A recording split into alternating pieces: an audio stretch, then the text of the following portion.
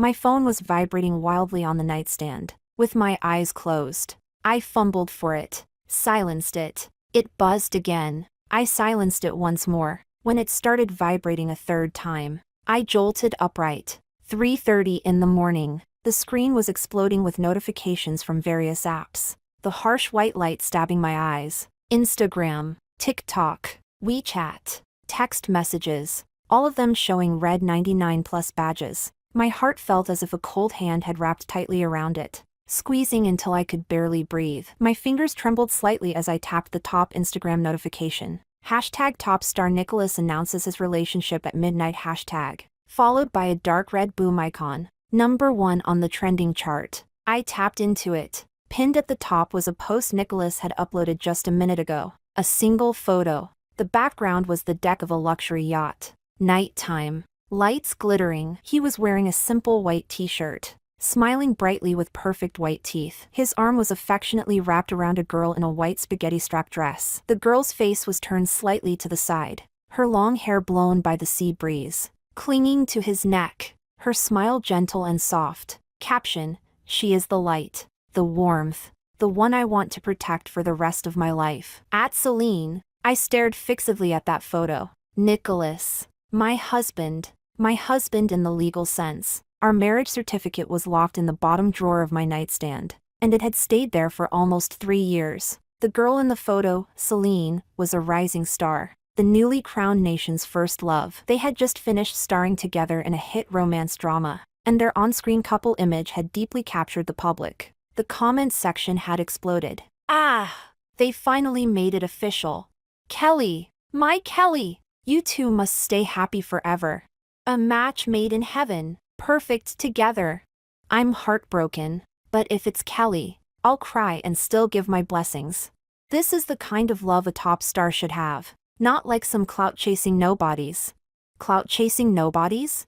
I scrolled down with my finger. Sure enough, buried among the flood of blessings and screams were several hate comments with painfully obvious targets. "At Eulalia, come look. This is the real girlfriend. Some irrelevant D-list wannabe better stop posting fake PR drafts to cling to my idol. At Eulalia, have some shame. Did you forget the stunt you pulled on the red carpet, pretending to fall so you could grab Nicholas? And now you bought PR to say you two had a secret affair? Ugh. At Eulalia, get out of the entertainment industry. Don't contaminate Nicholas and Kelly's eyes."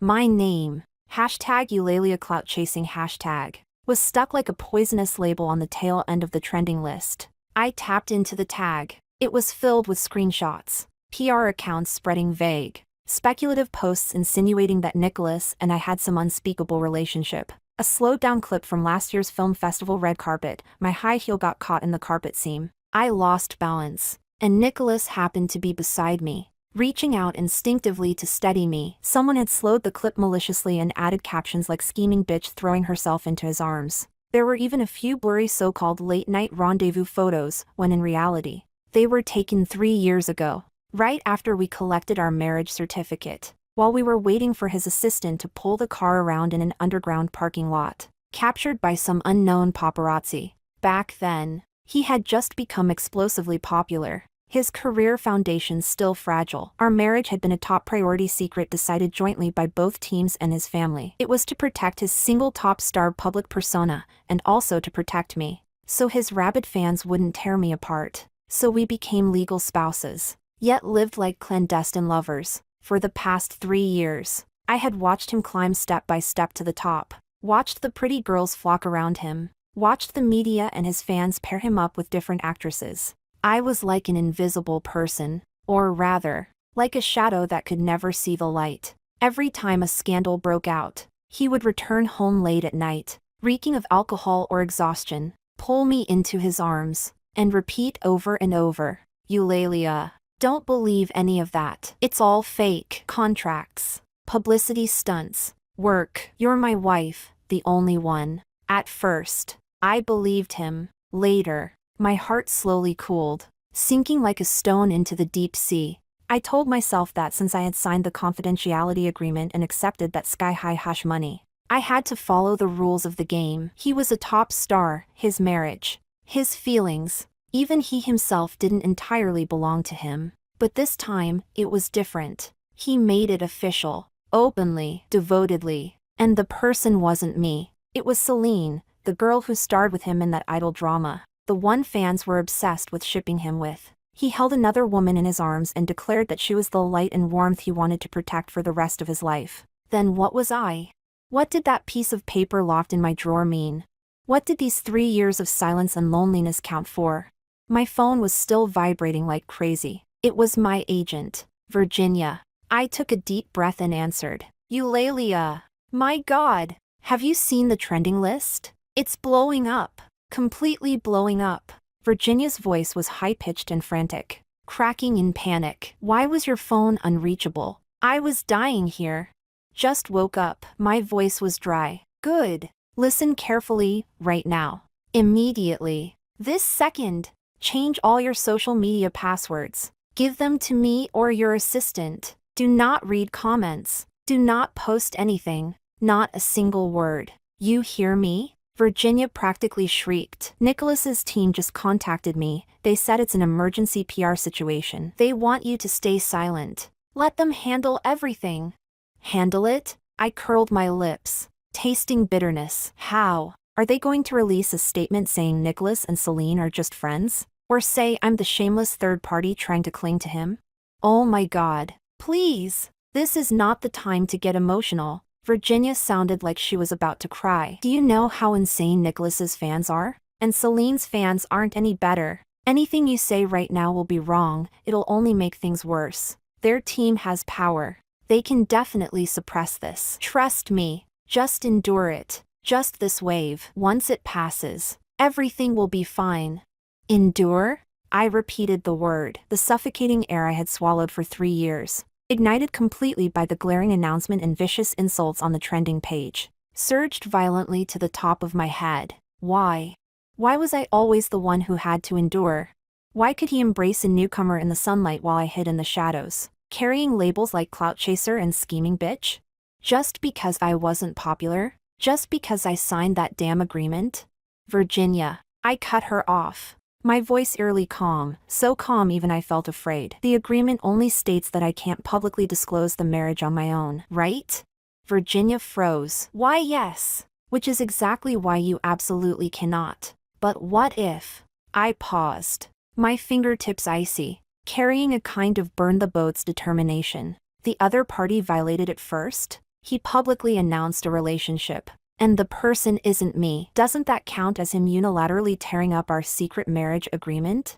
Dead silence. A few seconds later, Virginia sucked in a sharp breath, her voice jumping an octave. Eulalia. What are you trying to do? Are you out of your mind? Do you know what will happen if you go public? Nicholas's fans will tear you alive. His commercial value, the capital behind him, and that mother of his, they won't let you go. You'll be blacklisted by the entire industry. You're throwing away your future? My future? A smile twisted on my lips, uglier than crying. An actress who had struggled in the entertainment industry for 5 or 6 years, still stuck at the 3rd or 4th tier, only brushing the edge of trending topics when Nicholas's team occasionally tossed me a scandal or a collaboration. What future did I even have to speak of?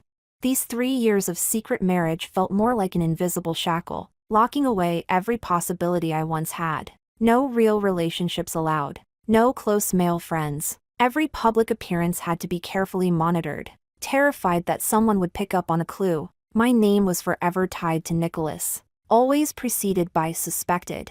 Leeching. Clout chasing. I had had enough. Virginia. I said calmly. Thank you for taking care of me these past years. As for my future, I'll handle it myself. Before she could respond, I hung up. I swiped my screen open and found the Instagram app one rarely ever used. Login. Account at Eulalia. Followers, a little over 3 million. How many of them were Nicholas's fans following me just to insult me? I had no idea. The direct message icon had already turned into an ellipsis. Too many to display a number. The comments and mentions were countless. I ignored all the glaring red dots and went straight to the posting page. Photo album. Scrolled to the bottom, a locked folder, entered the password. There was only one photo inside. I tapped it. A solid red background. Me and Nicholas, both wearing simple white shirts. 3 years ago. The day we secretly registered our marriage. Taken inside the shabby self-service photo booth at the Civil Affairs Bureau. He was slightly nervous, the corners of his mouth tight, but his eyes were unbelievably bright as he held my hand in a death grip. I leaned against him, my smile shy, mostly full of happiness. The image quality wasn't great, a bit blurry even, but the two people in it were unmistakably clear, and the bold characters on the marriage certificate, clearer still. I selected the photo. The cursor blinked in the caption box. My heart pounded violently inside my chest, slamming against my ribs with heavy thuds. My fingers were cold, the tips turning pale from pressing too hard. What would the consequences be? Virginia's screams still echoed in my ears. The fans' frenzied insults. The industry's collective blacklist. Retaliation from Nicholas's team. His domineering mother's fury. Anne. Nicholas himself. How would he see me? A hysterical madwoman? The culprit who destroyed his career? A sharp, slicing pain swept across my heart. But in the next second, that photo of him and Celine locked in an embrace on the trending page, those waves of comments calling me a nobody, a clout chaser, a scheming bitch, all of it burned that pain into ashes. Why? I closed my eyes. When I opened them again, everything inside me had fallen silent, leaving only a cold, unshakable resolve. My fingers tapped the screen. No caption, only that unmistakably clear photo of our marriage certificate. Date, 3 years ago today. Names, Eulalia, Nicholas. Location, a city civil affairs bureau. Marriage registration office. Tap.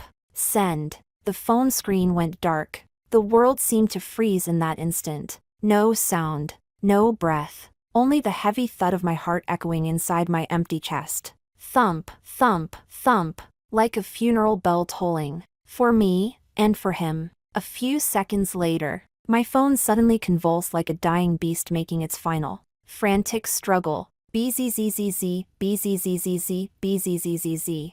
The screen was swallowed by a searing flash of white light. Countless new notifications flooded in, stacking, refreshing, exploding at a terrifying speed. Instagram crashed, frozen on the sent successfully screen, unable to move. But I knew. It was out. That bomb I had dropped into the deep sea had detonated.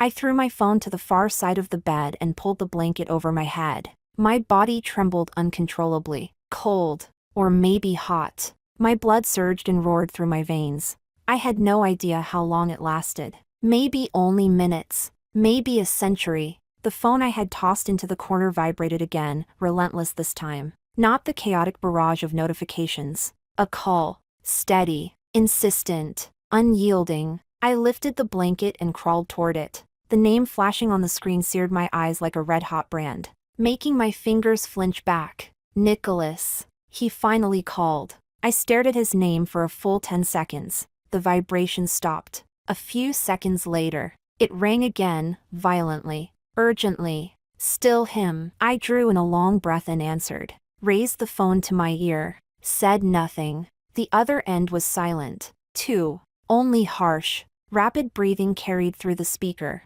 One breath. Another. Each one pressing down rage, or something else. Eulalia. He finally spoke. His voice was raw and ragged, like sandpaper scraping against his throat, filled with cold disbelief and exhaustion. What the hell is wrong with you? The last words were practically a roar. My hand tightened around the phone, my fingertips ice cold. I'm crazy? I repeated, my voice quiet, almost flat. Not as crazy as you. Announcing a relationship at 3:30 in the morning. Trending #1. Nicholas. You're the one who's completely lost it. That was PR. Publicity. A contract. He panted, speaking fast, frantic, as if trying to justify himself. There's nothing between me and Celine. It was coordinated marketing between both teams and the platform to promote the new drama. The contract was signed. The warm-up materials were already released. What the hell was I supposed to do? Oh, I answered softly. So when you held her and said she was your light, your warmth, the person you wanted to protect for the rest of your life, that was also a scripted line from the contract? He choked on his words. The brief silence was far more suffocating than any shouting. That was written by the copywriting team. He finally said, voice dropping, tinged with exhaustion. You know how these announcement captions work. They're formulaic. Formulaic? I let out a dry laugh. Then what about our marriage certificate? Was that formulaic too? Eulalia. His voice sharpened instantly, laced with warning. We signed an agreement. A confidentiality agreement. You promised. Do you have any idea what you've done? My career. My commercial value. And my mother. How are you planning to explain this? Explain? I cut him off. The resentment, anger, and humiliation I had swallowed for 3 years finally smashing through the last barrier. Nicholas. Who the hell do I need to explain anything to? To your mother who never once thought I was good enough? To your fans who treat me like a virus? Like trash? Or to you, the man who only remembers I'm his wife when disaster strikes, but treats me like I'm invisible the rest of the time? I am your husband, he roared back. Legally. I am your husband, and what you've done is destroying me. Destroying yourself too. Destroying? I gritted my teeth so hard my jaw hurt, refusing to let my voice betray a tremor. Nicholas. When you publicly held another woman and declared she was your future, when your fans trampled me on the trending page, calling me a leech, a nobody, when you treated me like a shameful secret for 3 damn years, why didn't you think you were destroying me? Only his harsh breathing remained on the other side. That confidentiality agreement, I said clearly, slowly, each word landing like a hammer, was based on the condition that we both upheld the secret marriage. You're the one who tore it apart first. You publicly announced your relationship, and the person wasn't me. Nicholas. You breached the agreement. I didn't, he tried to argue, but his voice faltered weakly. You did. My tone was absolute. The photo was real. The announcement was real. The trending topic was real. And the insults thrown at me, also real. Nicholas. Tell me, how was I supposed to endure this? Sit like an idiot in the dark while you flaunted affection with someone else, and then let your fans spit on me again? I'll handle it, he said urgently. My team is already preparing a statement. They'll clarify that Celine and I are just colleagues. The ones attacking you, I'll have legal collect evidence. And then what? I asked coldly. After the clarification, what happens next? We continue our secret marriage game? Wait for your next drama, your next PR campaign, to announce another fake relationship with another actress? Let me get humiliated all over again? Nicholas. I don't want to live like this for even one more day. Then what do you want? His voice shot upward, cornered and furious. A divorce? Divorce. The word slammed into my ears like 2 freezing bullets. My heart clenched violently. Pain. Sharp pain. But more than that, a numbness. Like everything had finally settled into place. Yes. I heard my own voice, calm to the point of terrifying. Divorce. On the other end of the phone, silence. It lasted so long I thought the signal had cut. When he finally spoke, his voice sounded drained, scraped dry of all strength, hoarse beyond recognition. Eulalia. Just for this? Just for a contractual announcement? You want a divorce?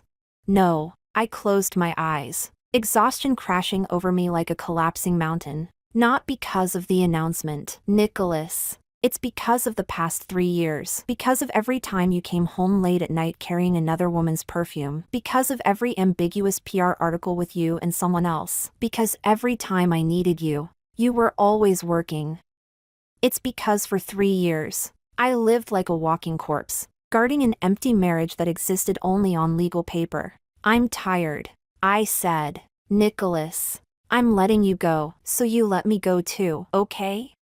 He didn't speak. Only heavy, restrained breathing filled the line, like a wounded beast cornered with no escape. The divorce agreement, I continued, my voice emotionless. I'll have my lawyer prepare it. We'll divide assets according to the contract. And that hush money your team gave me, I don't want a single cent. All I want is a clean ending. I didn't wait for his answer. I hung up. The world fell completely silent. Only the phone lying on the bed kept flashing, the screen strobing wildly, silently broadcasting the raging storm outside. I pulled the blanket over myself again. This time, no trembling, only a cold, deadened emptiness spreading through me. I didn't know how long passed. Maybe dawn was approaching. The phone rang again. Not a call, A WeChat video call request. The shrill ringtone cut through the quiet room like a knife. I reached for the phone. The name flashing on the screen froze every drop of blood in my body. Mrs. Chon. Nicholas's mother. Mrs. Susan Chon. The woman who had opposed our marriage from the beginning, convinced I wasn't worthy of her golden boy. The woman who, for 3 years, treated me like I didn't exist, cold, distant, dismissive. Why was she calling? To interrogate me? To tear me apart with that condescending gaze of hers?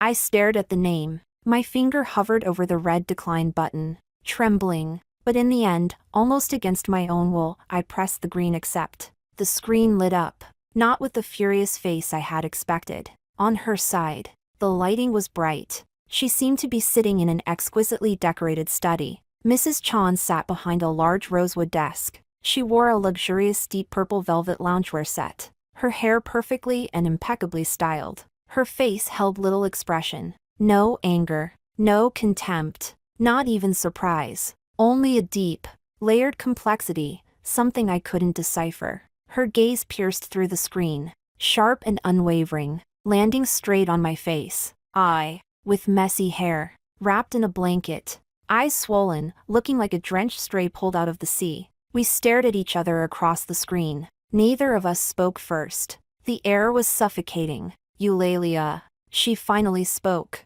Her voice wasn't loud, but carried that unmistakable tone of authority she always had. As for the marriage certificate, you posted it well. I snapped my head up, staring at her in disbelief. I thought I heard wrong. What?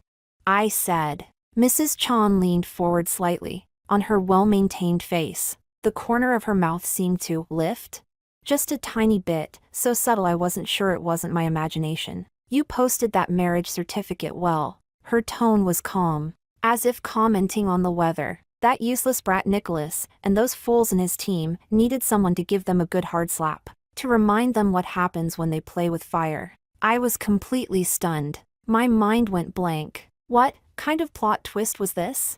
Mrs. Chon, I spoke instinctively, my voice dry. Don't call me Mrs. Chon, she cut in, still calm, but carrying a piercing authority. The moment you decided to go public, you stopped being the daughter-in-law who had to hide in the shadows. She paused, her gaze sharp as a blade. Right now, you're Eulalia, the woman who posted a marriage certificate and slapped the entire entertainment industry across the face. Listen. She didn't give me a chance to speak. Things outside are already in chaos. Nicholas's team and Celine's team are scrambling to put out the fire. But the flames are too big. They can't suppress it. Public opinion is polarized. One side is accusing you of forging documents, photoshopping the certificate for clout. The other side is digging into traces of your past, questioning Nicholas and Celine's announcement. She picked up a tablet beside her and swiped casually. Your Instagram has crashed, but the screenshots are everywhere now. The photo may have been taken in a shabby booth, but the official seal is perfectly clear. Anyone who bothers to check the civil registry can verify it. She set the tablet down and looked at me again. Eulalia, you've put yourself, and our family, on the fire. Getting down from it now won't be easy. My throat tightened. I didn't think that far. I just couldn't endure anymore. Not wanting to endure is exactly right, Mrs. Chon suddenly said, and there was something like approval flickering in her eyes. When I didn't like you before, it was because you were too soft, too gentle, not someone who could shoulder the name of the Torres family's daughter-in-law. I thought you'd be a burden to Nicholas Torres. Her words pricked straight into my chest. But now, she continued, her tone shifting into something strangely affirming. This slap you just gave was ruthless, decisive, and also smart. Smart? I stared at her, confused, driven into a corner. People find new life, Mrs. Chon said quietly, tapping the polished surface of her desk with one manicured finger. You forced yourself into a dead end. You forced Nicholas into one too. Now it depends who buckles first and who finds the way out. Mrs. Chon.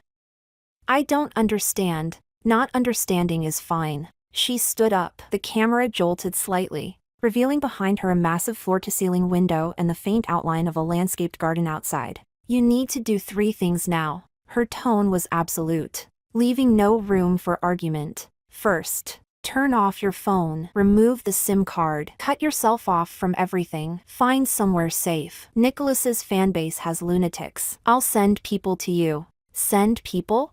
I couldn't even react. Second, she went on. Contact a lawyer you trust. Prepare the divorce agreement if you want, but when and how it's signed is no longer up to Nicholas, and it's certainly not up to those useless clowns in his team. Third, she fixed her gaze on me, eyes sharp as a knife's edge. Steady yourself, Eulalia. This battle is only beginning. You are now the eye of the storm. If you withstand it, you'll emerge transformed. If you don't, she didn't finish. She didn't need to. Don't disappoint me, Mrs. Chan said at last, her tone carrying a strange weight. And don't forget, you are carrying the title of the Torres family's daughter-in-law. Even if you're leaving, you are not leaving as a disgraced nobody kicked to the curb. The Torres family will not tolerate that humiliation.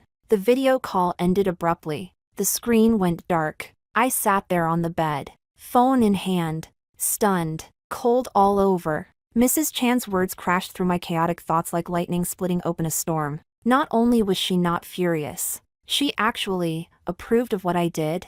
She was even giving me guidance. It was absurd, completely absurd. But her talk of finding life at the edge of death and breaking the cocoon to become a butterfly dropped into my mind like a stone into still water, stirring ripples I couldn't describe. Was there really a way out for me? At that moment, the apartment doorbell suddenly rang, sharp and violent. Ding dong, ding dong, ding dong. One ring after another, fast and urgent like a death knell. My heart shot straight into my throat. Who? Nicholas? Someone from his team? Or a crazed fan? I jumped out of bed, bare feet hitting the floor, cold enough to sting. I rushed to the door and peered through the peephole. Not Nicholas. Outside stood two men in black suits, broad-shouldered, tall, expressionless. Their posture was straight, their eyes scanning the hallway with sharp, professional precision. One of them raised his hand and rang the bell again. At the same time, my phone vibrated. A WeChat message from Mrs. Chan. Just one word, short and commanding. Open it. Her people. That was fast. I inhaled deeply, forcing down my pounding heartbeat. I unhooked the security chain and opened the door. MS Cruz. The man in front gave a slight nod, his voice low and steady. Mrs. Chan sent us to ensure your safety. Please pack essential items immediately and come with us. This location is no longer secure. His gaze swept over the messy living room behind me, his tone leaving no room for argument. I glanced back at the place I'd lived in for 3 years, filled with traces of Nicholas from the rare times he came back, and also filled with the cold emptiness of my solitude. It really was time to leave. Give me a minute. I rushed back to the bedroom, changed out of my pajamas, grabbed my wallet, ID card, phone charger, and the folder containing the original marriage certificate. Thankfully, I had kept it all along. On the nightstand sat a simple photo frame, a picture of me taken at the beach right after college graduation. Bright smile, eyes full of light. I hesitated, then stuffed it into my backpack too. Then I stepped back out. Let's go. The two men in black flanked me, one ahead and one behind, guiding me quickly into the elevator. The elevator descended. When we reached the lobby, I had barely stepped out when the scene in front of me made me gasp in shock. Outside the glass doors of the apartment building, a massive crowd was packed together in a black, heaving mass.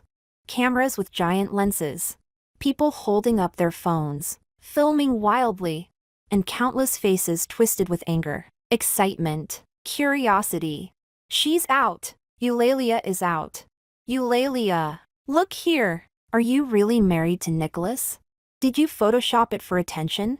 Bitch, why did you ruin my idol? Shameless clout chaser. Eulalia, answer us. Blinding flashes fired nonstop, stabbing at my eyes until tears pricked. The screams, accusations, insults, they crashed against the thick glass doors like a tsunami. Security guards and building staff struggled to hold the crowd back, but everything was spiraling out of control. My face went pale. Instinctively, I stepped backward. Don't be afraid. The man behind me stepped forward like a solid wall. blocking most of the cameras and flashes. The other man spoke rapidly into his earpiece. Seconds later, from the direction of the underground garage came the roar of an engine. A black, armored-looking luxury SUV shot toward the front entrance like a beast breaking free.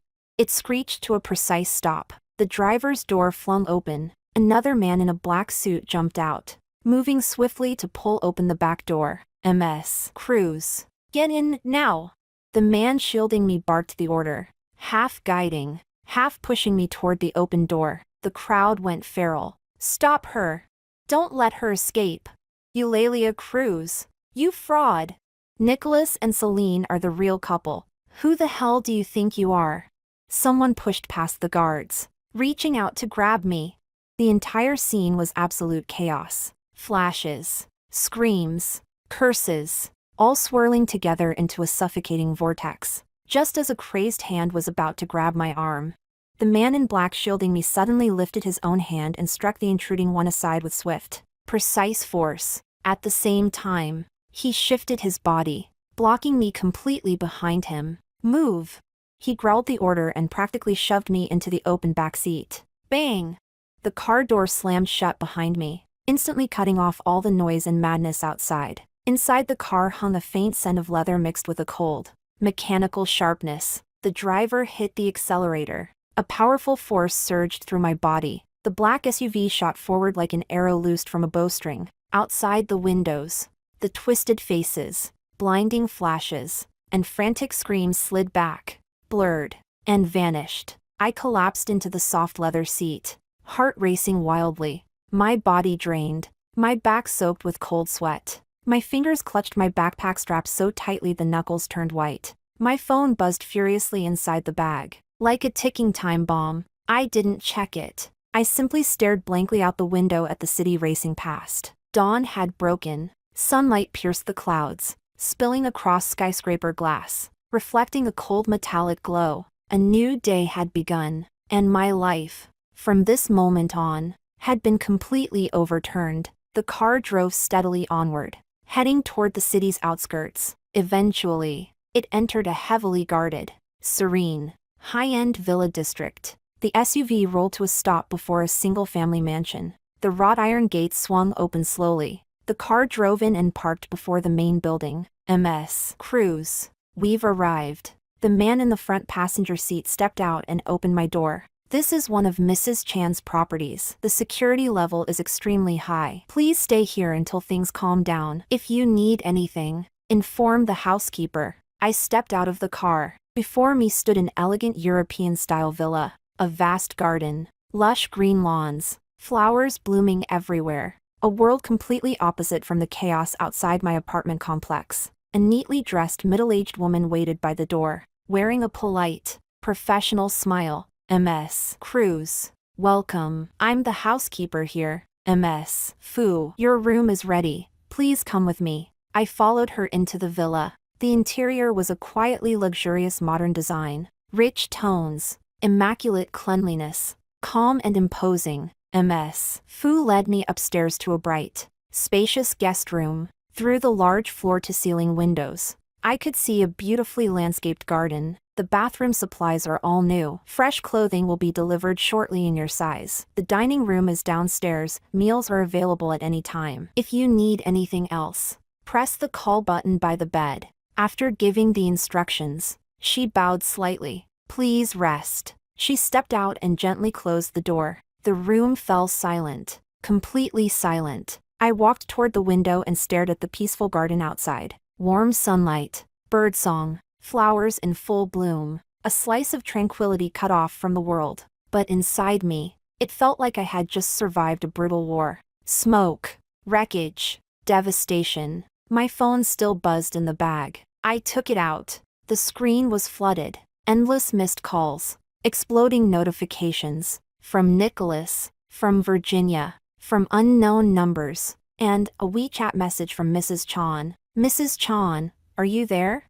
I replied, "I'm here." "Mrs. Chan, good, rest, stay offline." Just a few simple words, yet somehow, steadying, and I was truly exhausted, mind and body. I switched my phone to silent mode and tossed it onto the nightstand. Then I walked into the bathroom and turned on the shower. Warm water washed over me, rinsing away the cold sweat and stickiness on my skin, but it couldn't wash away the heaviness and confusion weighing down my heart. When I came out, I found a brand new set of soft cotton loungewear neatly folded on the bed. I changed into it. A soft knock sounded at the door. Housekeeper Fu pushed in a delicate serving cart. Ms. Cruz, we prepared a light breakfast for you. Would you like to eat here, or downstairs in the dining room?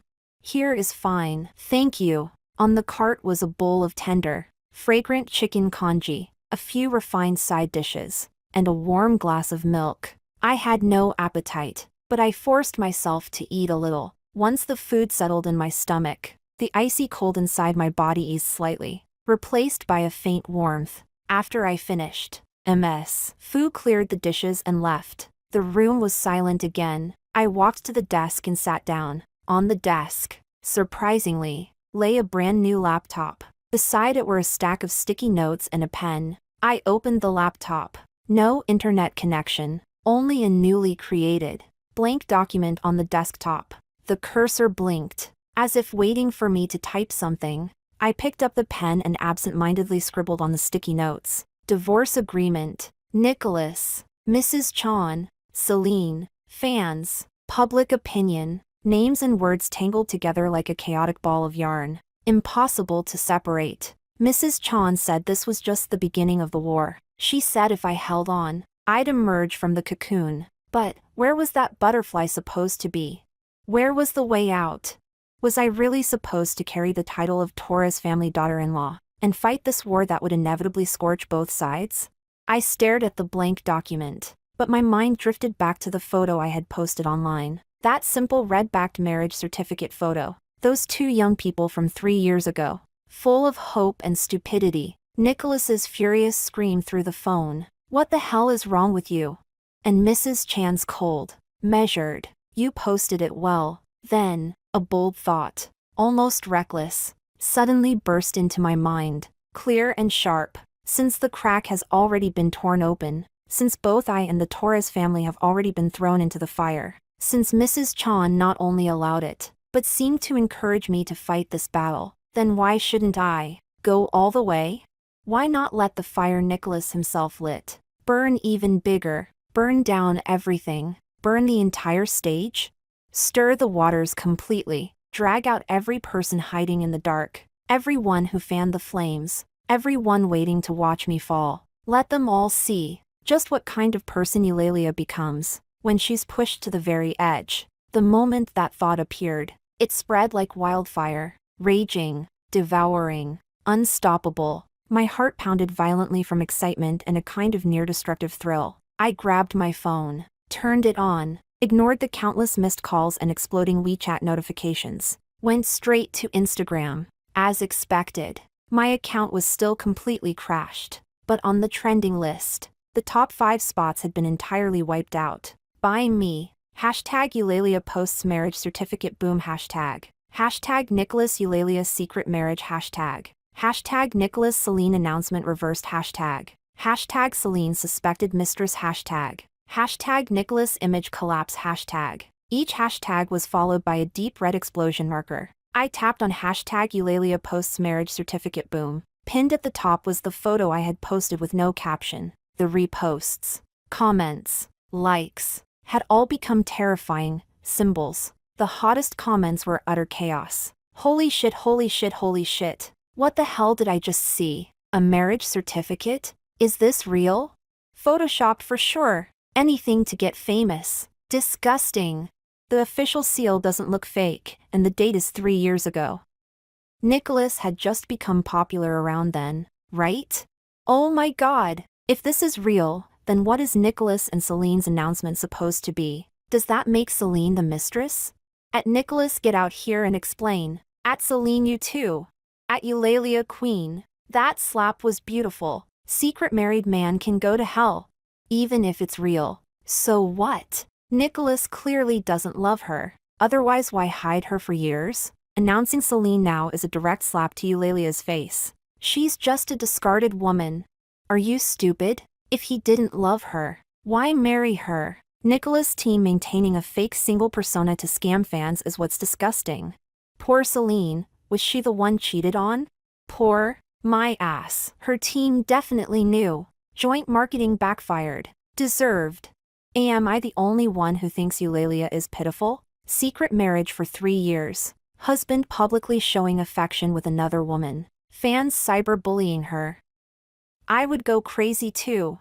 Public opinion had completely split apart. Those accusing me of faking it. Those cursing Nicholas for lying to fans and building a false persona. Those sympathizing with Celine. And a small number speaking up for me. Various evidence began flying all over the internet. Tech bloggers analyzed possible Photoshop marks on the certificate. Insiders claimed Nicholas and Eulalia were very close, but the marriage was questionable. Someone claiming to work at the registry office said there were no records. Immediately disproven, no one can check without the person's ID. Others dug up that blurry parking lot photo from 3 years ago and compared it to the outfits on the marriage certificate. Chaos. Absolute chaos. And the other 2 people at the eye of the storm?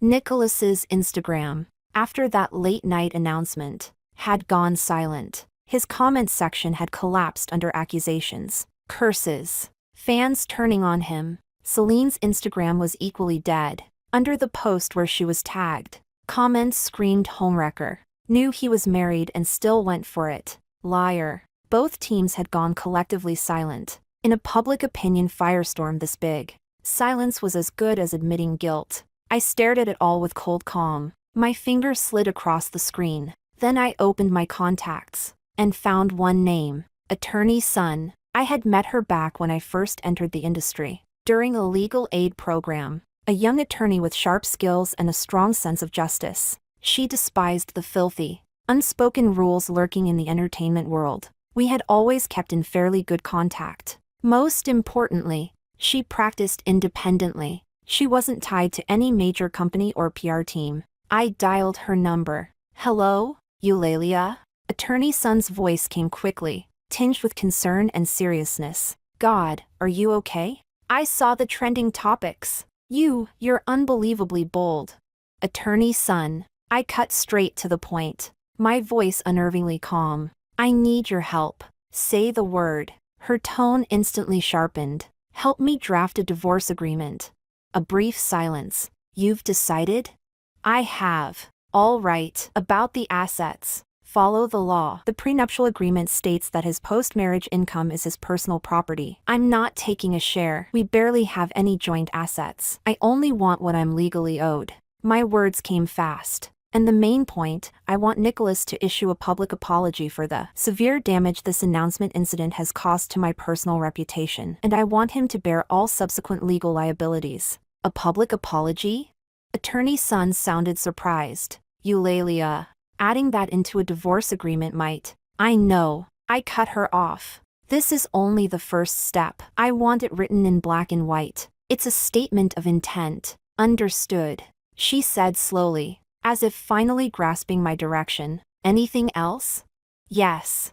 I took a deep breath and voiced the plan that was even more explosive. Attorney Sun. Before officially submitting the divorce agreement, I need you to do something for me. Go ahead. As my representing attorney, send a lawyer's letter to Nicholas's studio, Celine's studio, and the handful of major entertainment media outlets that pushed and amplified their relationship announcement. A lawyer's letter? Her voice rose a little. What's the content? 2 points. I stared at the brilliant sunlight outside the window and spoke clearly, word by word. First, an official declaration of my legal marriage with Mr. Nicholas, condemning Mr. Nicholas for unilaterally violating the marital fidelity principle and our confidentiality agreement by issuing a false relationship announcement with Ms. Celine. This behavior has caused me severe emotional harm and reputational damage. Second, a formal warning to the studios and media involved to immediately stop spreading false information, specifically Nicholas and Celine's relationship. They must delete all false reports and related comments. Otherwise, we reserve the right to pursue all legal responsibilities. On the other end of the line, silence. Not even her breathing. Eulalia. Attorney Sun's voice finally emerged. Shaken. Shocked. You're planning to go to war? Directly? Have you thought about the consequences? You'll be going up against Nicholas. Celine, and several major media companies at once. That's basically declaring war on half the entertainment industry. Consequences? I curled my lips into a cold smile. The moment I posted that marriage certificate, I had no retreat left. Attorney's son. Instead of passively waiting for them to smear me, why not strike first? Flip the table completely. If things must get messy, then let them become utterly chaotic. I want the world to see clearly who is lying, who is manipulating public opinion, and who should pay the price. My voice wasn't loud, but it carried a break the ship, burn the bridge decisiveness. Another few seconds of silence. Then I heard attorney's son inhale deeply. When she spoke again, her voice was firm, resolute, even carrying a trace of thrilling excitement. Okay, Eulalia, let's do this. I'll take the case. I'll draft the lawyer's letters right away. I promise the wording will be sharp, forceful, and hit exactly where it hurts. We'll make them understand we are not to be messed with. Thank you, Attorney Sunday. I meant it. Don't thank me. Her tone turned serious. Eulalia, this path will be hard, extremely hard. You must be prepared. You will face unimaginable pressure and attacks. I know. I stared at my reflection in the mirror, pale face, but eyes startlingly bright. I've already hit rock bottom. There's nowhere further down to go. Attorney's son, send them, as soon as possible. Use your law firm's official account, and send me the electronic copies too. Understood. I'll update you soon. I hung up the phone. I held the phone tightly. My palm was slightly damp. My heartbeat was rapid, not because of fear, but because of excitement, a kind of almost destructive exhilaration, the feeling of being about to ignite an even bigger explosive with my own hands. Nicholas, Celine, your teams love suppressing trending topics, removing hashtags, releasing those meaningless statements, don't you?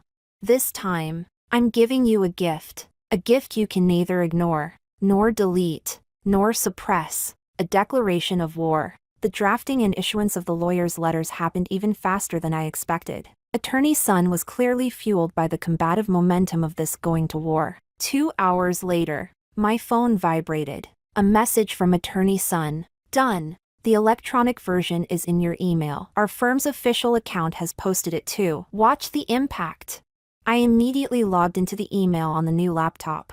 Sure enough, there was a new message. Attached was a PDF of the lawyer's letter. The title was striking. Lawyer's letter regarding serious violation of Ms. Eulalia's right to reputation by Mr. Nicholas, Ms. Celine, and related media. The wording was extremely forceful, professional, and sharply organized. The opening paragraph directly stated the legal marriage between Nicholas and me, attaching the marriage certificate number, key info redacted, and the registration date. Then, it sternly accused Nicholas of openly violating his marital duty of fidelity during the subsistence of our marriage, issuing a false relationship announcement with Ms. Celine. This behavior not only violated public morals but also caused me severe emotional harm and reputational damage. It also accused Ms. Celine, who knew or reasonably should have known about Nicholas's marital status, given the close cooperation between their teams, of cooperating in the relationship announcement, thereby committing an infringement as well.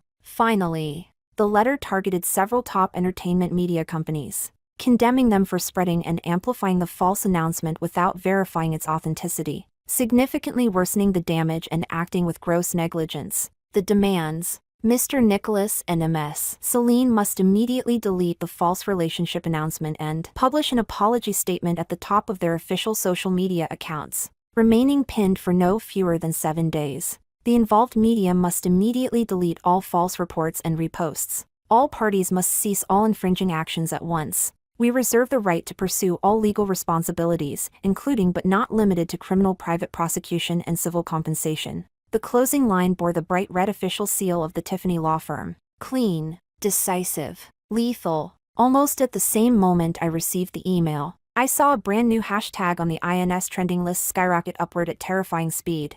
Hashtag Eulalia Lawyers Letter hashtag. Within seconds, the tag shifted from boiling to exploding. I tapped in. At the top was the full screenshot of the lawyer's letter posted by the law firm's official account. Caption: Fully authorized by Ms. Eulalia. Our firm issues this solemn statement. The internet is not beyond the law. Every act of infringement will be held accountable. This post was like pouring a ladle of boiling water into an already bubbling pot of oil. Boom! It exploded. Completely. The comments section erupted. Holy shit! A lawyer's letter. A real lawyer's letter. With an official seal. Going head on. Eulalia is badass. This wording is brutal. It directly nails Nicholas for cheating during marriage. Celine knew she was the third wheel and still insisted on it. The media spread false information. Reasonable and well supported. Clear logic. 10,000 times better than those trash statements from celebrity studios. Support defending your rights. Make the scumbag and the pretentious coquette pay the price. At Nicholas, at Celine, at XX Entertainment, at XX Weekly, get over here and take your beating. Delete the posts. Apologize. Ha ha ha, this is so entertaining. Fight, fight, fight. Eulalia's move is so satisfying. This is exactly how you deal with a cheater and a pretentious coquette. Am I the only one who thinks she's too ruthless? Not leaving a single way out? Shut up, you saint. She's been cursed out like crazy. Her husband publicly cheated. And you expect her to leave room for mercy? The direction of public opinion shifted violently the moment the lawyer's letter was released.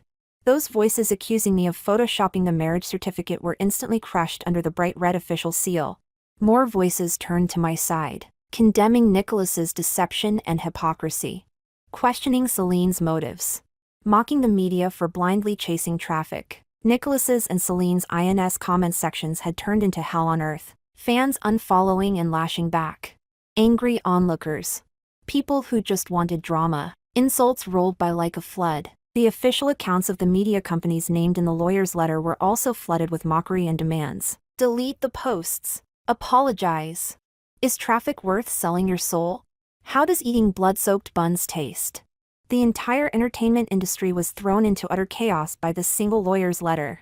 Right then, my phone rang, an unfamiliar local number, but instinct told me exactly who it was. I picked up. EU, law, Lia. Nicholas's voice squeezed through his teeth, carrying a fury and hoarseness on the verge of collapse. What the fuck do you think you're doing? A lawyer's letter? Are you insane? Do you know what consequences this will cause? My endorsements, my shows, all of them are going to be screwed. Celine got dragged down with you too. Are you satisfied now? Consequences? I held the phone and walked to the floor-to-ceiling window, looking at the peaceful garden outside. My voice was calm, emotionless. Nicholas, when you held Celine in your arms and called her your forever, did you think about my consequences? When your fans flooded the internet calling me a wild chicken, a desperate clinger, did you think about my consequences? When you hid me like trash for 3 years just to protect your stupid top-tier idol persona, did you ever think about my consequences? He choked, speechless. And now you come to me talking about consequences? I let out a cold laugh. It's too late, Nicholas. You're the one who broke the rules of the game first. Now, it's my turn to make the rules. He panted harshly, as if suppressing the urge to strangle me. What will it take for you to stop? Money? Resources? Just say it. As long as you stop being crazy. Money? Resources? I sounded like I had heard the funniest joke in the world. Nicholas, is that all I'm worth in your eyes? Then what the hell do you want? He roared. What I want is written very clearly in the lawyer's letter. I enunciated every word. Delete the post. Apologize. A public, formal apology for your 3 years of deception, and for the harm you caused me. Admit to everyone that you were wrong. Impossible. He refused without a second of hesitation, his voice twisted with agitation. A public apology? That's basically asking me to destroy myself. Destroy everything I've built. Eulalia. Don't even think about it. I'd rather fight you in court till the end. A lawsuit? I laughed softly. Great, I'll gladly accompany you. Attorney Sun is eager to face off with your legal team. And let me remind you, the lawyer's letter is only the first step. Next comes the court summons. I can't sue you for bigamy, but defamation and emotional damages, that'll be enough to keep your team busy. Oh, by the way, those endorsement brands and investors you deceived. I wonder if they'll still want to fulfill their contracts after seeing that you're neck deep in lawsuits?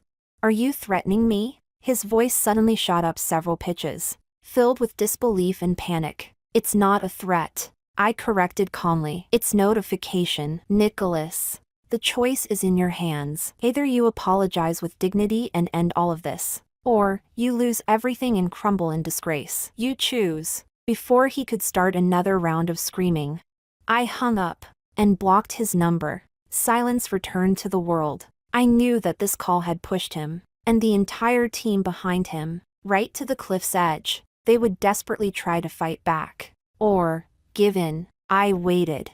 The storm was brewing. The impact of the lawyer's letter kept expanding. Nicholas's and Celine's teams finally couldn't sit still. On the very afternoon I released the lawyer's letter, Celine's studio posted a statement first. The statement was evasive, vague, and full of deflection. In summary, Celine and Nicholas were merely good colleagues and friends. The previous official announcement on INS was a plot extension-style interaction agreed upon by both teams for drama promotion, not a real romantic relationship. They apologized for causing misunderstandings and inconvenience. They also condemned the malicious attacks against Celine online, claiming their lawyer was collecting evidence. The moment it dropped, public opinion exploded. So now they're shifting the blame? Plot extension-style interaction? Nice term. Blaming it on publicity needs? So Celine is now the victim forced to cooperate? LOL. The statement never mentions Eulalia, let alone Nicholas being married. What a pretentious coquette act. Where's the apology? The lawyer's letter demanded a public apology to Eulalia. What kind of apology is this? Clearly they chickened out but still refused to admit fault. Disgusting. Celine's statement tried to wash off the accusation of knowing she was a third wheel and still choosing to be one, painting herself as a cooperative victim of publicity, but it completely avoided the core issues, apologizing to Eulalia, and acknowledging Nicholas's marriage. Naturally, this did nothing to calm public anger. Now all the pressure shifted to Nicholas. Everyone was waiting for his response. His silence fueled speculation more than any statement. Until 8 p.m., primetime traffic hour, Nicholas's studio finally moved. Not with a statement, but with a repost. They reposted Celine's studio's plot extension interaction statement. Caption: We agree with Celine's studio's statement. Due to our team's oversight, we sincerely apologize for causing trouble to the collaborating actress at Celine and to all who care about us. We will be more cautious in the future. A light, airy team oversight. A superficial, sincere apology. And once again, no mention of Eulalia. No mention of the marriage certificate. No mention of the hidden marriage. Much less a public apology. This so-called response is even more shameless and perfunctory than Celine's statement. They dumped all the responsibility onto some vague, intangible team mishap. As if they and Celine were completely spotless, untouched, unbothered. As if that grand, high-profile official announcement was nothing more than an insignificant joke. A farce their team should take the blame for. And the legal wife who was torn apart by this farce. Sorry, apparently she doesn't exist. That's it? Deeply sorry? Sorry to whom? To our caring friends? What about Eulalia? What about the wife you hid for 3 years? Team mishap? Nicholas, did you die? You personally posted the official announcement on INS. You wrote she is light. She is warmth. I will protect her for the rest of my life. And now you blame the team? Disgusting. Absolutely disgusting. I've never seen anyone so shameless. I'm done with him. So gross. I was blind before. Support Eulalia suing him to death. Scumbag. At Eulalia, sis, don't go soft. Keep hitting. Expose this trash. Public opinion exploded completely. The comment sections under Nicholas and Celine's INS accounts were drowned in furious backlash. The top comment under Nicholas's reposted announcement had only one short word, yet earned over 1 million likes. Scumbag. Looking at these two evasive, insincere statements, looking at Nicholas's attempt at a cover-up, his repost that pushed away every ounce of responsibility, I sat in front of my computer. No anger, only a cold, absolute clarity. Of course, he chose that path. The path that seemed to temporarily preserve his top-tier celebrity image. yet was in fact the road to his own downfall. He and the capital behind him still arrogantly believed that they could use a universal excuse like team mishap, and rely on time and new trending topics to bury everything, to wear down my anger. They still never took me seriously. Or rather, they underestimated how destructive a woman cornered to the edge can become. I picked up my phone, dialed Attorney Sun. Attorney Sunday, Eulalia. I saw it. Even her voice carried fury. Their response is an insult to everyone's intelligence. Utterly shameless. I replied lightly. Let's prepare for the next step. All right. I've basically organized the entire chain of evidence, including screenshots of the huge impact caused by their official announcement, the evidence of reputational damage to you, and the materials we gathered earlier about Nicholas's team manipulating public opinion and suppressing you. Her speech was fast and sharp. We can file the lawsuit anytime. No rush. I looked at the heavy night outside the window, the corner of my lips lifting in a cold arc. Let's add more fuel to the fire. Add fuel? Attorney Sun, help me contact a few high-influence media outlets. Finance. Society either works. I said slowly. Tell them that I, Eulalia, am willing to accept an exclusive interview. An interview? She sounded surprised. Right now? While everything is at its peak? What do you plan to say? What will I say? I smiled, though my eyes held no warmth. The truth. Of course, I'll talk about these 3 years of secret marriage, about a top-tier husband's so-called work needs, about how a wife was cyberbullied to the brink of collapse when her husband publicly announced a relationship with another woman, about how I was forced to post our marriage certificate just to protect myself. I paused, my voice steady and sharp. I'm going to rip off the glossy, righteous mask from Nicholas and his team completely. Let everyone see how hypocritical, selfish, and cold the so-called top star really is. Good Lord, Attorney Sun sucked in a breath. Eulalia. This means total war. No going back at all. Once this interview is out, there won't be any room left. Room? I asked softly, a boundless irony in my tone. From the moment he reposted that statement and blamed everything on a team mishap, did he leave me, or himself, any room?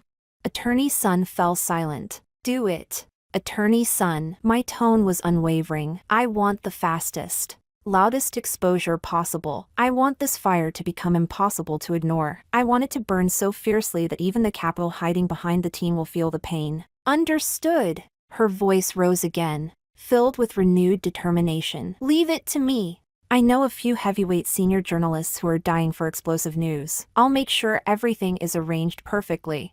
Thank you. I hung up the phone. I walked to the large floor-to-ceiling mirror. The person in the mirror still looked a little pale, but her eyes were blazing, burning with a fire that was almost destructive, yet also reborn from the ashes. Nicholas, did you really think posting the marriage certificate and sending out a lawyer's letter was my limit? Did you really think you could get away with everything just by issuing a blame-shifting statement? You're wrong. The real show is only just beginning, and this fire, I will personally make sure it burns until even your gilded golden persona melts with it. Attorney Sun was astonishingly efficient. By the next morning, she had already contacted several heavyweight media outlets and finalized the interview schedule, set for that very afternoon, right here in the heavily secured villa provided by Ms. Chan. 2 p.m. In the specially arranged reception room on the villa's first floor, the lighting was soft. A few professional cameras were pointed at the sofa. Across from me sat 3 veteran journalists, serious expressions, sharp eyes, one from the largest domestic news portal, one from a weekly known for in-depth investigative reporting, and one from a highly influential financial media outlet. The atmosphere was heavy, no small talk. The lead reporter from the news portal spoke first, his question as sharp as a blade. Ms. Eulalia, thank you for agreeing to this interview during such a difficult time. We've seen the marriage certificate you released and the lawyer's letter, as well as the latest responses from Nicholas and Ms. Celine's studios. May I ask, what is your view on Nicholas attributing the entire announcement incident to a team mishap? I wore a simple off-white knit sweater, sitting straight on the sofa, facing the cameras. I didn't look away. A team mishap? I repeated, the corner of my lips lifting in the faintest, coldest hint of irony. That explanation is laughable. I looked straight into the camera. My gaze calm but piercing. That official post on INS was made from Nicholas's own account. The photos were intimate shots of him and Celine. The caption said, "She is light. She is warmth. She is the person I want to protect for the rest of my life." Every word, every picture made it clear, we are in a relationship. And now, with one casual phrase, team mishap, he wants to wipe everything clean? He wants to turn a married man publicly announcing a new relationship into a harmless publicity accident? I paused. My voice not loud, but every word precise. This insults the public's intelligence, and it inflicts a second round of harm on me. His legal wife. The financial journalist immediately followed up, their questions slicing straight to the core. Ms. Cruz, you mentioned being in a hidden marriage for 3 years. Was the decision to hide the marriage voluntary for both parties? Or was there pressure involved? For instance, considerations related to Nicholas's commercial value as a top-tier celebrity? That question struck right at the heart. I fell silent for a few seconds, a silence that, under the camera, felt magnified 1,000-fold. There was pressure. I admitted honestly, a faint edge of difficulty in my voice. Enormous pressure, primarily from his team, and from the massive commercial interests behind him. I lifted my head, eyes sharp. A single top star and a married top star are worlds apart in commercial valuation. Endorsements, fees, fan economy, everything rests on his fantasy-worthy bachelor persona. From the very beginning, our marriage was treated as a potential risk and a negative asset to his rising career. So we signed an extremely strict confidentiality agreement. The price? I became a flaw in his glamorous resume, one that had to be erased. The investigative journalist pushed up his glasses, his question digging even deeper. Could you tell us more about these 3 years? As the hidden wife of a top celebrity, what exactly have you endured? The question was like a key, unlocking the floodgates of memory. All the grievances, loneliness, and heartache I had tried so hard to forget surged back. I closed my eyes for a moment. When I opened them again, there was a sheen of moisture, but even more resilience. It was like living as a shadow in a dark corner. I said, my voice slightly hoarse, I couldn't have a normal social life, couldn't have close male friends. Every time I went out in public, I had to be cautious, terrified of being photographed in the same frame as someone. Terrified of any misinterpretation. Watching him get linked with different actresses, watching the media push those pairings, watching fans celebrate beneath those rumors. The worst part, I took a deep breath, swallowing the tightness in my throat, was when he came home late at night, smelling of alcohol from social events or another woman's perfume, holding me while saying, "It's all fake. It's just work. You're my wife." In the beginning, I felt sorry for how tired he was. I believed him, but later, my heart just slowly went cold, like a stone thrown into the snow. This public announcement. I looked at the reporter, my gaze burning. Wasn't the first time, but it was the most fatal. He was no longer satisfied with rumors and publicity stunts. He went for a full official announcement. And the person he announced wasn't me. In that moment, I knew I couldn't keep hiding. That confidentiality agreement was already torn apart the moment he publicly announced a relationship. Torn apart by him. The news reporter immediately followed up. So your posting of the marriage certificate, was that an act of rebellion? It was self-protection. I corrected firmly. Every word resolute, and it was my only choice when I was pushed to the edge. When his fans swarmed me, calling me the side chick, the leech, the homewrecker, when my inbox was filled with death threats, aside from that piece of paper proving I was his legal wife. What weapon did I have to defend myself? To stay safe? As for the lawyer's letter and the legal actions to follow, I turned to the financial reporter, my eyes sharp as blades. They are the rightful means of protecting myself. As a person who has been severely violated and deeply harmed, I never wanted fame or traffic. All I've ever wanted was justice, a long overdue apology, and the minimum respect for the law and for basic morality. The interview lasted more than an hour. I answered every sharp question. No sob stories. No victim theatrics. Only calm statements, clear logic, an unwavering defense of my own rights. I explained the existence of the confidentiality agreement, without showing specific clauses, talked about how Nicholas's team deliberately concealed and suppressed the marriage, and described the immense psychological pressure and public misunderstanding I endured over the past 3 years. I condemned the irresponsible, Evasive responses from Nicholas and Celine's teams after the incident. I made it clear that I was determined to pursue the matter through legal means to the very end. When the final question ended, the red lights on the cameras went dark. The journalists put away their notebooks. Their eyes on me carried something new, a mixture of shock,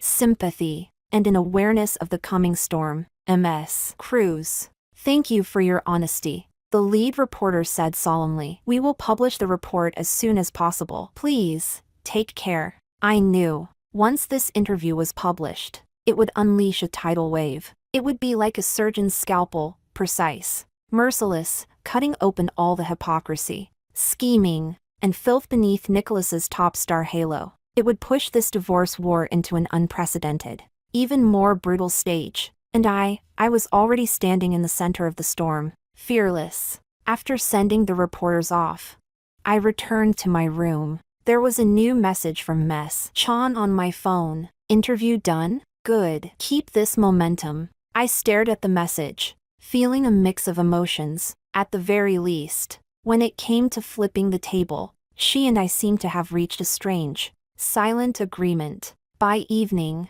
the exclusive interview reports from several major media outlets went online almost simultaneously.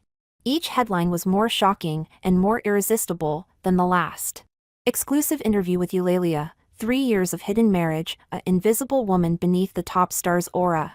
Eulalia's heartrending revelation, on the night Nicholas announced his new lover. The legal wife received death threats from fans. Blaming the team mishap? Eulalia calls Nicholas shameless. He tore up the hidden marriage agreement himself. A sacrifice of commercial interests? Eulalia exposes the brutal truth behind a top star's marriage. Eulalia, I don't want fame, I want justice and an overdue apology. The reports quoted my words in detail, especially the core points about hiding the marriage for the sake of commercial value, being treated as a negative asset and potential risk, living like a shadow for 3 years, being cyberbullied until I broke down and had to post the marriage certificate, calling out their irresponsible blame-shifting statements. The articles featured photos of me during the interview, eyes sharp, expression resolute. There was also that glaring photo of the marriage certificate, and the sweet official announcement photos of Nicholas and Celine, forming a hellish contrast. The moment these explosive interviews dropped, it was like throwing tons of TNT into a furnace already boiling to its limit. Boom! The entire online world shook. Hashtag Eulalia exclusive interview instantly shot to the top of the trending list, marked with a bright, blood red exploding. Hashtag Nicholas commercial value hidden marriage, exploding. Hashtag truth behind the top star's marriage, exploding. Hashtag Eulalia accuses, exploding. The trending list's top 10 was almost completely dominated, slaughtered, by the topic. This time, public opinion swung entirely to one side. My God. I'm crying, this is suffocating. 3 years, living like a shadow, watching your husband show off another woman, and being called the mistress? This is psychological torture. Negative asset. Potential risk.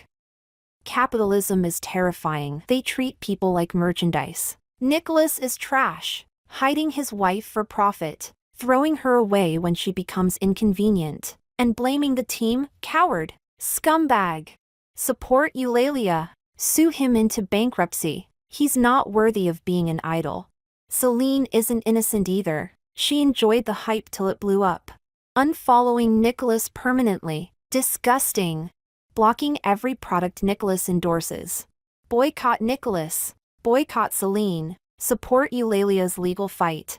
Nicholas's and Celine's social media accounts had turned into full-scale arenas of betrayal, outrage, and moral judgment. The few stubborn fans who tried to defend them were crushed instantly by waves of furious netizens. The media outlets that received lawyers' letters earlier quietly deleted all their misleading Nicholas times Celine love announcement reports. Several luxury international brands Nicholas endorsed also quietly removed promotional materials involving him. A few collaborations that were about to be announced suddenly went into suspension. Celine's situation was just as bleak. Several variety shows and scripts she had nearly secured were rumored to be replacing her. When a wall collapses, everyone pushes. Capital is the most pragmatic. When Nicholas's image transformed from a shining top star into, overnight, a hypocritical, selfish man who deceived fans and abandoned his wife, his commercial value evaporated instantly. And the source of all this upheaval was the very negative asset they had tried so hard to hide. Me, Eulalia. I sat before the computer, calmly watching it all unfold, watching Nicholas's supposedly untouchable golden persona melt and collapse, piece by piece. In the flames I had personally ignited, his team, his capital, were finally tasting the bitter consequences of their arrogance and deceit. There was no pleasure of revenge in my heart, only a settling exhaustion. From the beginning, I never hoped to win this war beautifully, I only hoped to lose less miserably. And now, the outcome had far exceeded what I expected. It was time to think about ending this, and about my own future. My phone lit up. It was a message from Attorney Son. Eulalia. Justice served. The interview blew up. Nicholas and Celine are done. Several brands already sent termination notices. Nicholas's team just contacted me, tone softened, they want to negotiate the divorce terms. Let's strike while the iron is hot. I looked at the message. Then I looked at the email in my inbox titled, Divorce Agreement, Draft. And then, I opened another inbox. An old, forgotten personal email. Inside was a message I received days ago. Sender, Deep Blue Jewelry, HR. Subject, interview invitation for the paleontology-inspired jewelry designer position, to Ms. Eulalia. Deep Blue Jewelry, one of the top jewelry brands in the country. Known for its bold fusion of Eastern traditional culture and modern artistic aesthetics, their newly launched high-end sub-brand focused on geological epochs codes of life, hiring paleontology consultants and drawing inspiration from fossils, ancient minerals, and primordial forms. This interview invitation was a reply to the resume I secretly sent before I posted the marriage certificate. It had been my dream in university. I minored in jewelry design. I had always been fascinated by the aesthetic beauty of fossils, the millions of years carved into their shapes. But later, I accidentally entered the entertainment industry. And because of my marriage to Nicholas, that dream was completely shelved. Now, I looked at that email, then at the night outside, dark, silent, yet turbulent beneath the surface. A thought became clearer than ever. I picked up my phone and video called Ms. Chan. She answered quickly. The background was the same luxurious study. She looked at me. Her face was still expressionless, though in her eyes, there was something new, something like evaluation. Made your decision? She asked first, as if she already knew. Yes. I nodded, meeting her gaze head-on. As for the divorce agreement, I'll sign, but the terms need to be changed. Oh, she raised an eyebrow. I don't want money. I don't want resources. I said it with perfect clarity. I want the collaboration with Deep Blue Jewelry's geological epoch sub-brand. Her eyes sharpened instantly, like a spotlight focused on me. Deep Blue Jewelry? She repeated slowly. That newly established high-end line with the paleontology concept? Yes. I didn't shy away from her gaze. I know the Torres family is one of Deep Blue's major shareholders. You have influence there. The study fell silent. Ms. Chan's fingers tapped lightly on the polished rosewood desk. Tap, tap, tap. The sound was crisp and cutting in the quiet. Your reason? She finally asked. 3 reasons. I organized my thoughts clearly. First, it's a clean cut, with a legitimate, new professional contract. I sever the last tie between me and Nicholas Torres, and with the Torres family. From now on, we owe each other nothing. Second, I need it. This is my field, my passion. I won't return to the entertainment industry. I need a new beginning, a clean one, and Eulalia owned one. Third, I paused, my gaze turning even more resolute. This may not be a bad thing for the Torres family, or for Deep Blue Jewelry. Oh. A subtle flicker crossed Ms. Chan's eyes. Deep Blue's geological epochs brand has an excellent concept, but it's new. It lacks a breakthrough moment, a spark. I looked straight at her, speaking calmly as though analyzing a business model. And me, Eulalia, what am I right now? I answered my own question. I am the woman at the eye of the storm, the one tearing down the top star ex-husband. The hidden wife who rose from the ashes. I am one of the most talked about names on the entire internet. Highly controversial, but with unprecedented heat. Sign me. Use the overwhelming attention and traffic surrounding my story to instantly skyrocket the visibility of geological epochs. Shift the public's fascination with my personal drama toward the brand's concept, toward paleontological aesthetics. toward jewelry design. Turn massive controversial traffic into actual brand volume and sales conversion. It's a gamble, but the odds are good, I concluded calmly. With one problematic person. You trade for a high-end sub-brand's meteoric rise. The Torres family loses nothing. Deep Blue loses even less. When I finished laying everything out, silence again filled the study. Ms. Chan leaned back against the wide leather chair. Her eyes, experienced, sharp, and world-weary, fixed deeply on me. No longer evaluating,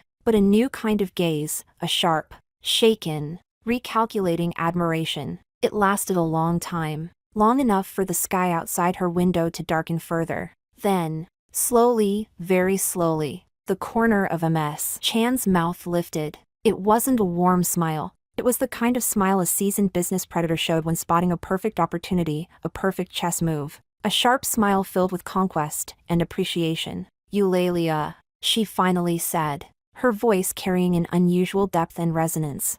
I underestimated you. She leaned forward slightly, her eyes burning like searchlights. This courage, this vision, this ability to seize an opportunity in the middle of ruin, to turn decay into brilliance. She paused, then spoke each word with crisp precision. That is what makes someone worthy of being a Torres daughter-in-law. But, she shifted tone, a hint of regret but more firm finality in her voice. You and Nicholas have come to the end. A forced union never bears sweet fruit. Ending it might be best. She picked up the internal office phone. Secretary Koo, contact Chairman Ma of Deep Blue Jewelry. Tell him Susan wants to discuss a deal that will revive geological epics and make it explode overnight. Yes. Now, after putting down the phone, she looked back at me on the screen. Eyes sharp, decisive, absolute. Eulalia. The position of Chief Paleontology-inspired jewelry designer for Deep Blue's geological epics sub-brand and the role of co-founder. It's yours. Someone will contact you to discuss the details. As for Nicholas, a cold glint flashed through her eyes. The divorce agreement will be revised however you want. He'll sign it. If he refuses, I'll break his legs and press his hand to the paper myself. The video call ended. The screen went dark. I held my phone. My palm was slightly damp with sweat. My heartbeat thudded in my chest, steady and powerful. Outside, the night was still deep.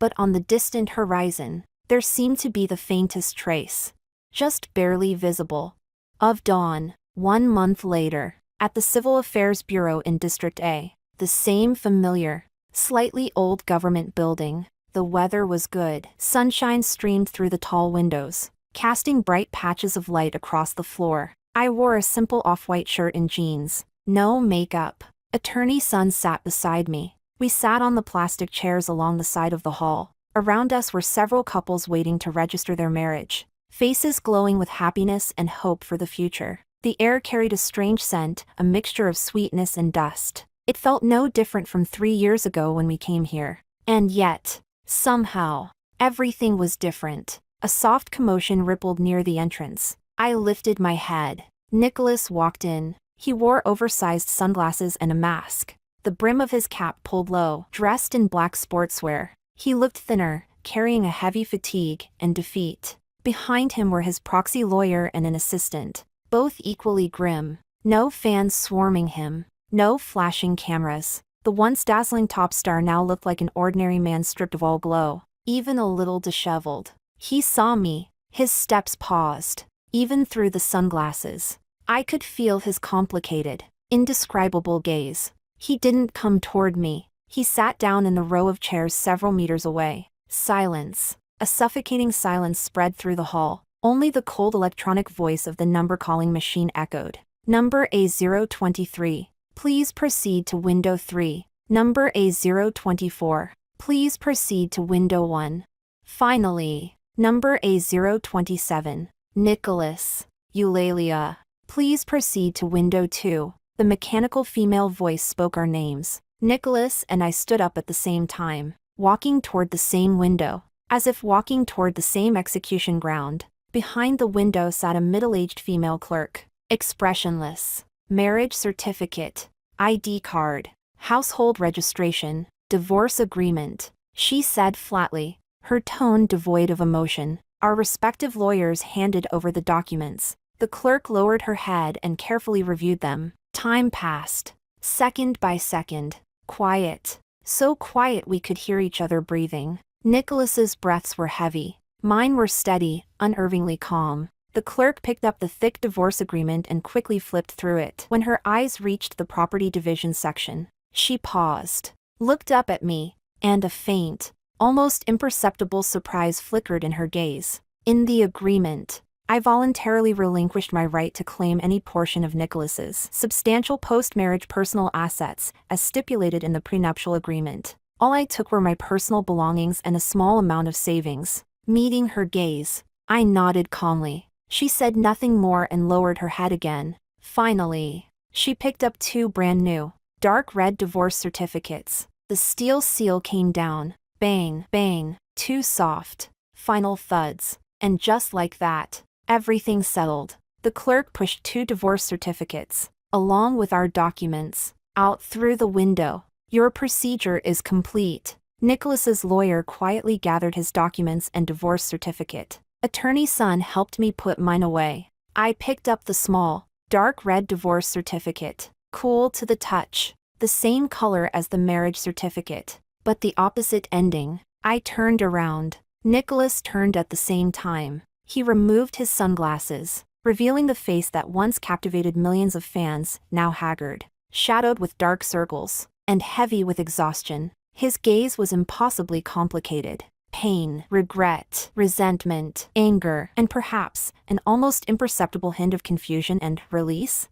We stood a few steps apart, looking at each other. The air froze. 3 years of memories flashed through my mind like shattered glass glinting in the sun. The first heartbeat of falling in love. The nervous sweetness of secretly registering our marriage. The growing distance after his explosive rise to fame. His weary late-night embraces and pale excuses. The knife-like agony of watching scandals link him to other women. The despair of being viciously attacked by his fans. The steel resolve when I posted our marriage certificate. The finality of sending the lawyer's letter. The sharp confidence during the exclusive interview.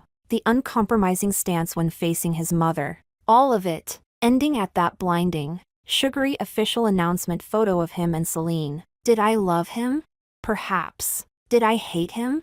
At one time. Painfully so. But now, looking at this dimmed, broken man before me, looking at the certificate that declared our end, the wasteland in my heart, once filled with fury and bitterness, was strangely still. Only exhaustion remained, and a quiet release. Eulalia, Nicholas finally spoke. His voice was hoarse, trembling with something tentative, or something else entirely. I looked at him calmly, said nothing. I only nodded slightly, a gesture with no emotion at all, pure courtesy. Then I withdrew my gaze, and never looked at him again. Attorney's son, I said softly. Let's go. Of course. I turned, back straight, walking toward the sunlit exit of the Civil Affairs Bureau. Step by step, leaving behind the man who once consumed my entire world, the marriage built on lies, pressure, and pain, the 3 years of darkness and humiliation,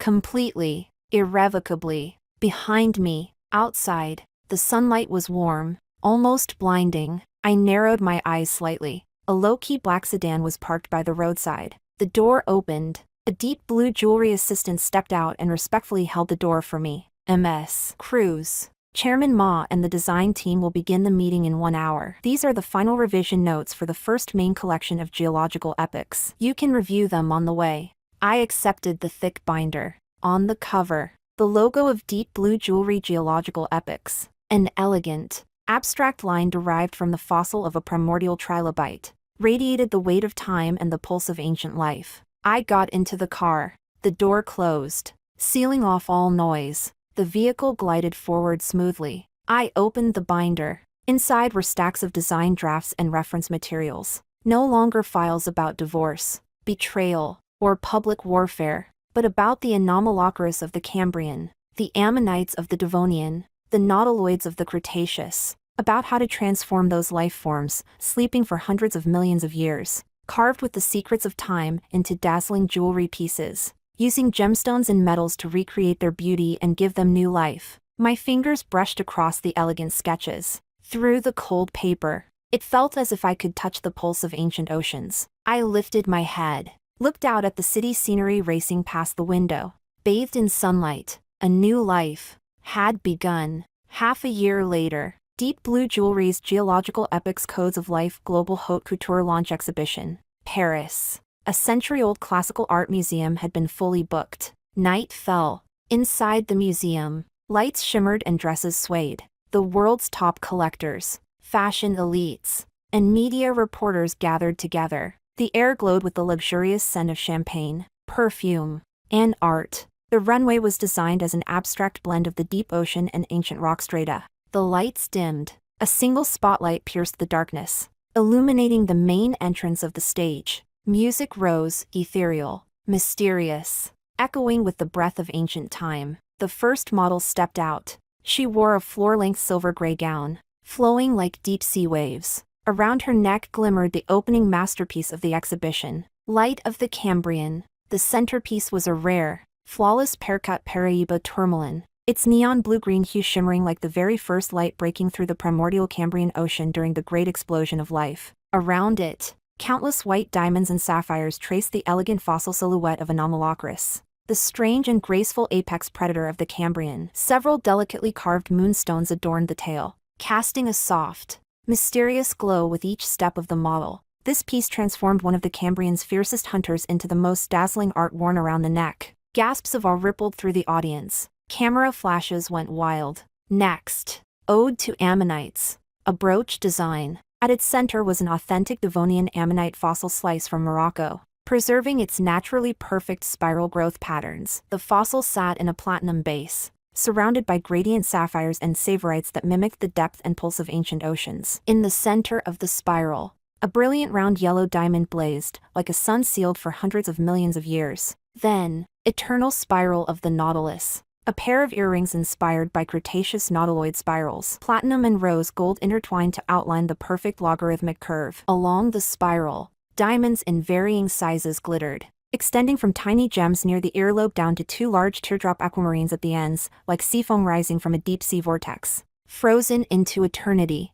Piece after piece, merging paleontological elements, rare gemstones, and transcendent craftsmanship, stunned the audience into breathless admiration. Beside each piece stood a sleek electronic display, introducing the creature it was inspired by, the geological era it belonged to, and the design philosophy behind it. This was not just a jewelry showcase. It was an artistic dialogue spanning billions of years, a journey through the origins and evolution of life. Then came the finale, Starfall Rebirth, a magnificent collar-style necklace. Its main material was not a traditional gem, but an extremely rare piece of impact glass from Argentina, formed when a meteorite struck the Earth millions of years ago, melting rock into glass under extreme heat. Within its deep, ink-green body swirled delicate golden bubbles and mineral crystals, like a frozen cosmic nebula. On this primordial starfall, the designer used platinum and gold to craft the exquisitely lifelike outline of a wing-spreading ancient insect, the fossil silhouette of Fuxianhuia,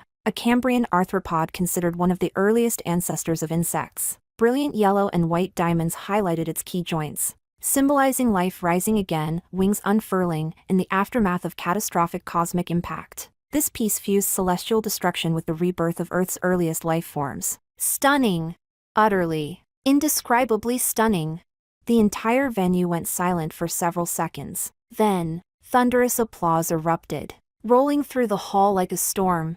Camera flashes burst endlessly, illuminating the runway as if it were broad daylight.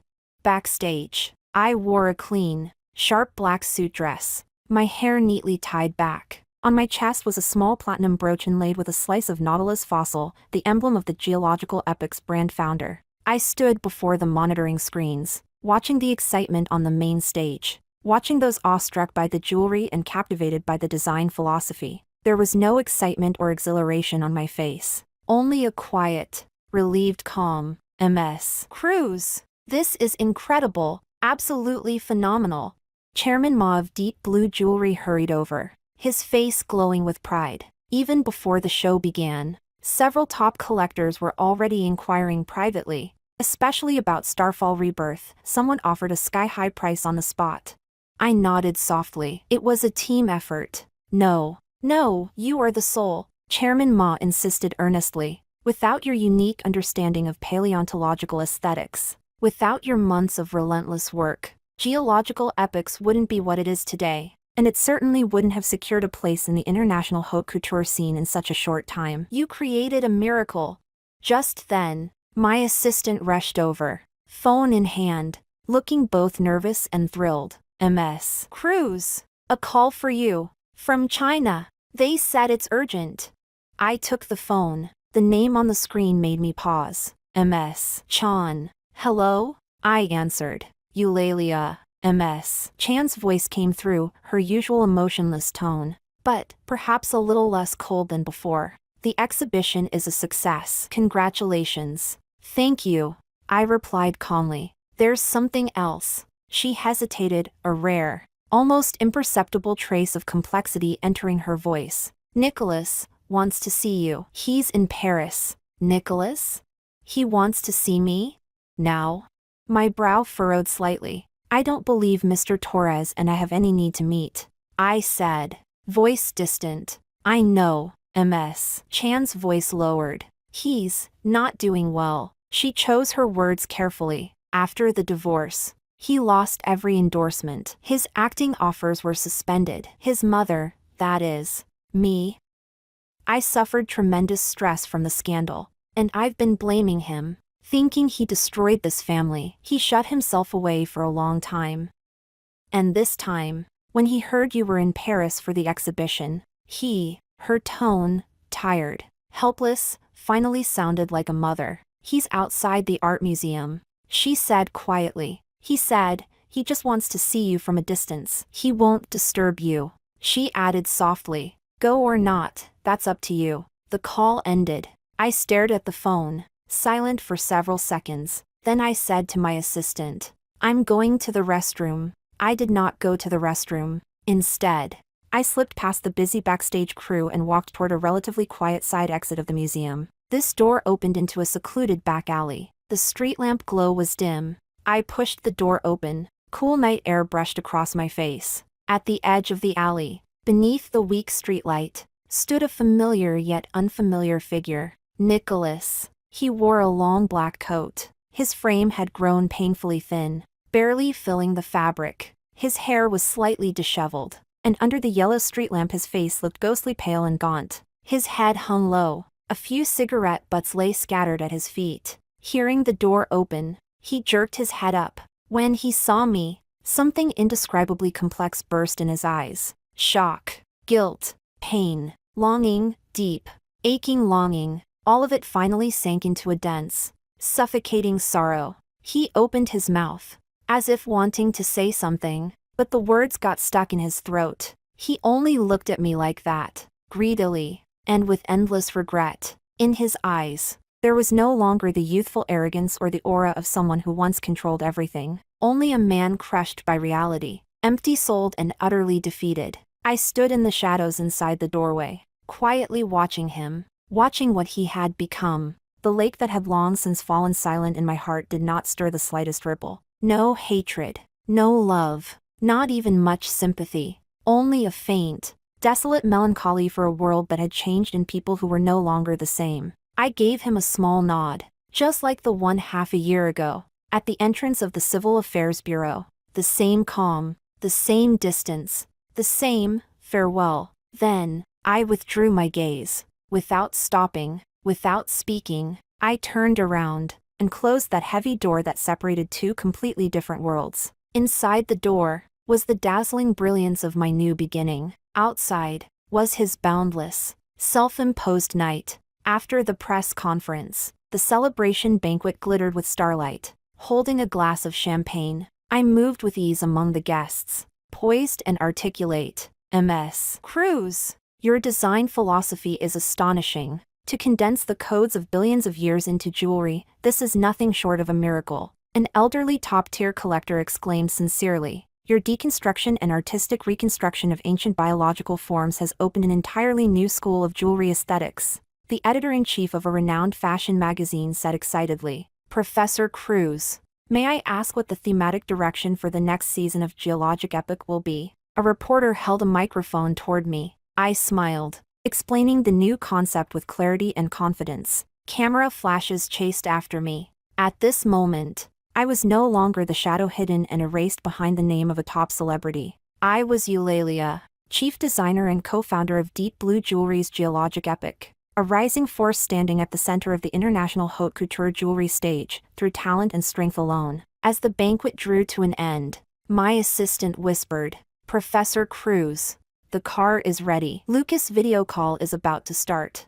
I apologized to Chairman Ma and the remaining guests and left early, returning to the hotel suite, closing the door, shutting out the noise of the world. I took off my high heels, stepping barefoot onto the soft carpet. I opened my tablet, logged into the video app with practiced ease. Soon, the screen lit up with the face of a chubby cheeked little boy, his round eyes bright and sparkling. "Mommy!" His crisp, childish voice rang out, full of unfiltered excitement and longing. "Lucas." All the armor and brilliance on my face melted away instantly, leaving only the softest, most genuine warmth. "Were you good at kindergarten today? Did you listen to Nana and Grandpa?"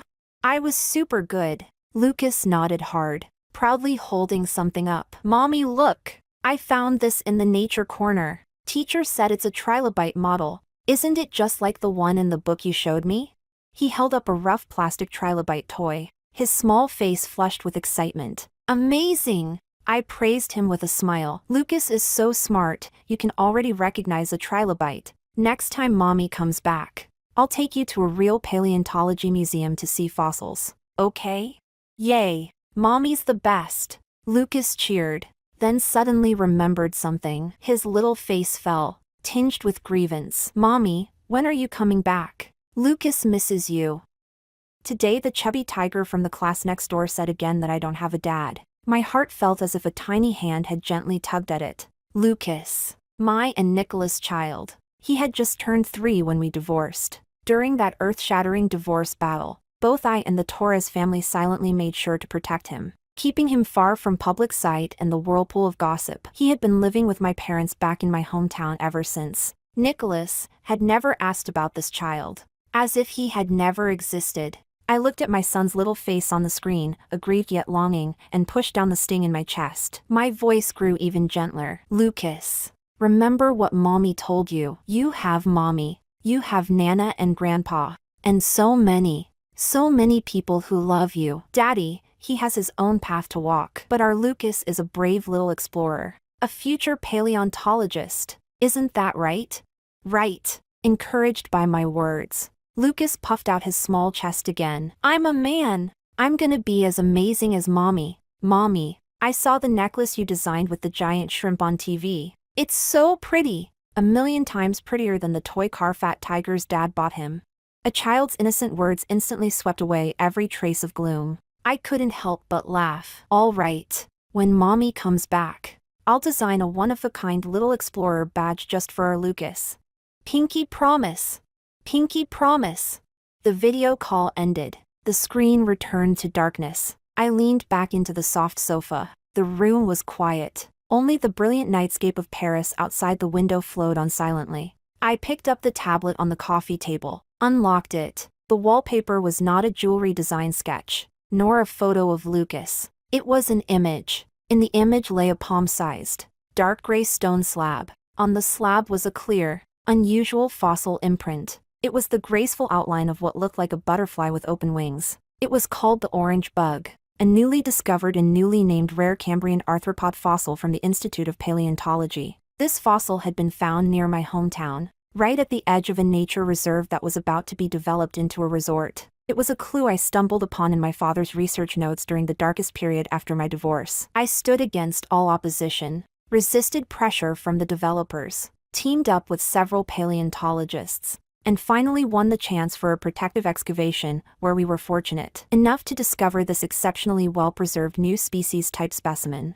The naming of the orange bug was not just an academic honor. It was more like a metaphor, a new life that, after being buried, pressured, and steeped in darkness for so long, finally broke through the rock layers and revealed its unique, beautiful form to the world. Just like me, just like Lucas, just like every one of us. Life may endure long stretches of silence and darkness, but as long as the core remains resilient, one will eventually in their own geological epoch.